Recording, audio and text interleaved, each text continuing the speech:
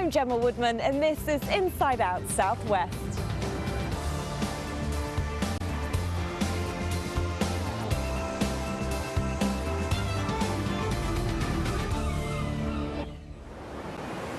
What did happen to a young man from Guernsey who disappeared during the Second World War? His loved ones have never been able to lay his memory to rest.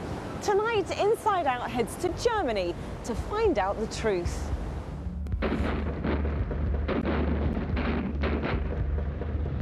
(1940), and the crushing might of Hitler's forces storms through Europe. A week after reaching Paris, the Nazi regime invades the Channel Islands, the only British territories to be occupied by the Germans in World War II. For those who weren't evacuated, life was harsh. 75 years later, and the sinister shadow of Guernsey's occupation still looms large. Stories of islanders' persecution during the occupation have always fascinated historian Dr. Gilly Carr.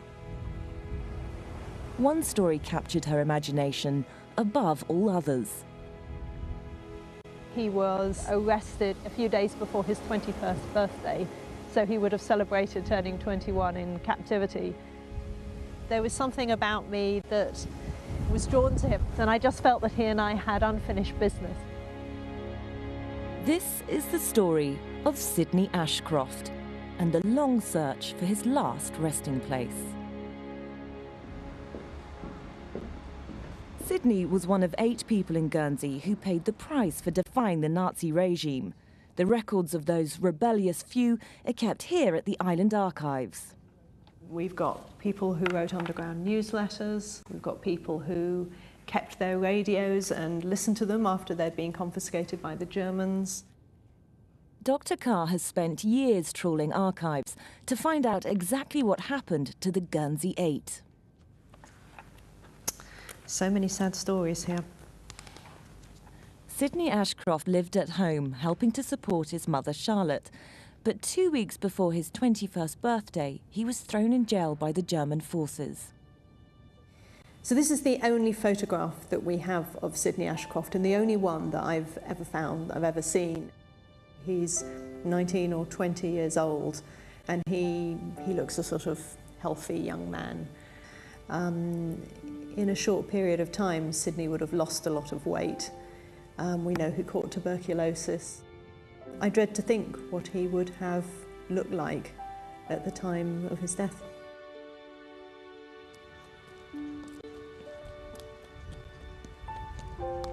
Dr. Carr's retracing Sidney's last steps in Guernsey. It was in a greenhouse like this, where Sidney and Charlotte worked during the occupation. Sidney was his mother's only child. From what we know from the archives, Sidney stole some food from a German kitchen, and then he struck a German soldier. Perhaps a soldier had confronted Sidney, and Sidney's mum had stepped in to defend her son. And I guess, I imagine a soldier pushing her out of the way, and then Sidney getting very angry and saying, "Don't push my mother," and then, you know, landing a blow on a soldier. Well, he would have sealed his fate at that point. For that act of defiance, Sidney was locked up and deported to Germany. He was never seen by his mother again. After the war, a desperate letter was sent to the War Office on her behalf to try and find Sidney. We feel sure the anxiety and suspense of the undersigned Mrs. Ashcroft is something you will understand regarding her son, Sidney. When last seen, he was scantily clothed in torn dark grey flannels and a sports coat with 2 or 3 buttons. Charlotte never found out what happened to her son. She lived alone until she died. So this is Tertre Cottage. This is where Charlotte lived, and this is where she died in 1981. Oh, that's pretty. Charlotte's neighbours say she was certain Sydney would one day return home. If we went and she was doing something, like sweeping the cobbles or weeding the patch or trying to mend a brick wall, she'd always say, then my Sydney will do this when he comes home. She really just spoke of him as if he was coming back next month or so. I really think that she would have been not a bit surprised if he'd walked in that back door and said, hello, Mum, you know, no. Yeah. When I think about Charlotte living here by herself after the war, I guess I just feel very sorry for her, waiting and waiting for so many years. I just feel very sorry that she didn't have the opportunity to say goodbye to Sydney. For years, this is where Sydney's story ended. His exact fate unknown.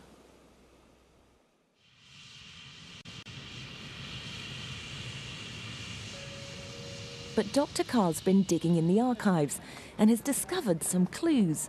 She's come to Germany in search of his final resting place. I decided in 2011. With her is one of Sydney's relatives, Chris Roberts. It gave me great concern, the fact that his remains were unknown and buried somewhere in Europe. He hadn't even reached his 21st birthday. Isn't it pathetic? It's dreadful. I'd give anything to find out where Sydney ended up and mark his passing. The clues Dr. Carr has found are leading the pair to the city of Straubing. Sydney was last seen in the city's jail just before the end of the war. Today, it's still a working prison. He was seen by two of his friends from Guernsey who were here in the prison with him.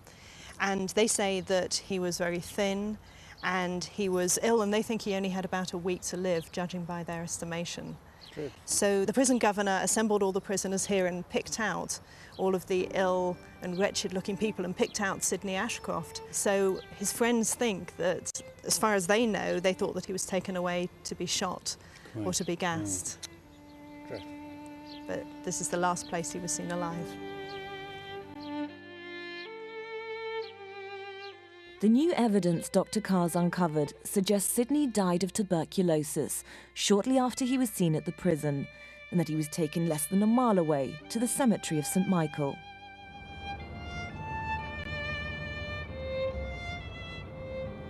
The pair are hoping they can find the last piece of the puzzle there. I must confess I'm feeling rather pensive insofar that will we find the actual spot where he's buried? Is this it? That's a new one now. Friedhofstrasse. Well, there you are. That's Graveyard Street. So this is it. Oh, is it? So we're really close now. If the cemetery's on both sides, it must be this side, because look at the age of this wall compared to that wall. Dr. Carr has brought with her a grave record from the Red Cross. This is a really important document because it has a grave reference to it. This is the really important thing. So if we have any hope of finding Sydney, then this is the absolutely vital code in finding out where he is. So I think we're going around here. Let's sort of head up here first of all, and then see what sort of dates. 97, so we've still got some 1878. I think the spirits are with us. We'll get there, don't worry. Wait a minute, what's that? There's a kind of memorial something there. So what does that say? Let's get round. We need to get in and have a look. I can't climb over the hedge. I want to. So basically Sydney's sort of here-ish. So sad. There's no marker. There's no ring around the grave. There's nothing at all. But I don't know about you, but I feel a bit upset for Sydney. Well, I do as well. You haven't got any. No. You know, there's nothing. It's just a shame that there's all of these bodies here, people who died in the prison, and there's nothing. I feel like we've come 70 years too late, you know. Oh, go away from me.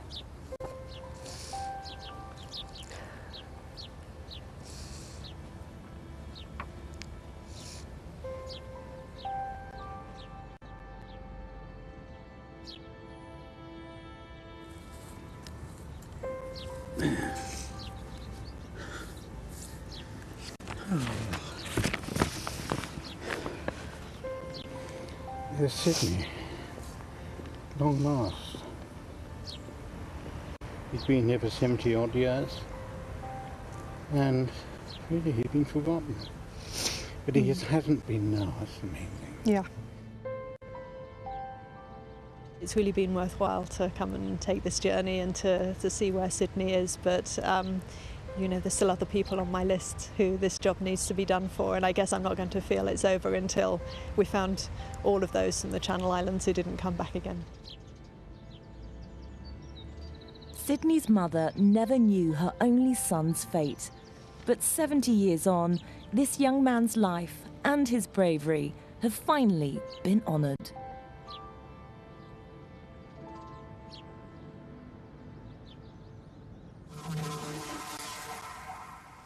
They haven't been seen along English riverbanks for hundreds of years, so where they came from is